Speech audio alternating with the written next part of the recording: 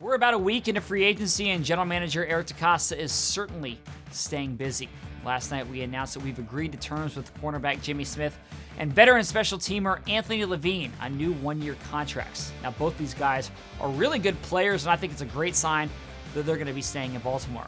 I think it's particularly significant that Jimmy Smith is coming back. He tested the market for the first time in his career, but he ultimately ended up back in Baltimore. And when you think about what this secondary is going to look like for the Ravens, you got to be really excited. I mean, just think about this group, because I think it's the best group in the entire league. You have Marlon Humphrey and Marcus Peters. You got Earl Thomas and Chuck Clark. Now, insert Jimmy Smith into that mix. Also, you get Tavon Young back on the field this year after he missed all of last season with an injury. Like I said, it's an incredibly good group. You've got great top-end talent and also a ton of depth.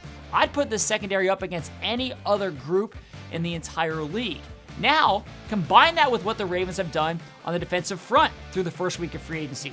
They bring in Calais Campbell through a trade. They also reportedly signed Michael Brockers. They re-signed Jihad Ward and Justin Ellis. They franchise tag Matthew Judon.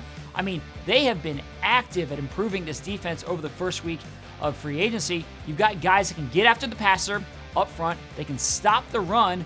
And then on the back end, with this secondary, the Ravens are going to be able to cover anybody in the NFL. I mean, this isn't going to be an incredibly good defense. Sure, you'd like to add a linebacker. Maybe that happens in the draft. But even if it doesn't, you still have to feel really good about where the Ravens defense is at this point. Keep in mind, they finished last year as the fourth best defense in the NFL, and I'd expect them to be even better this year.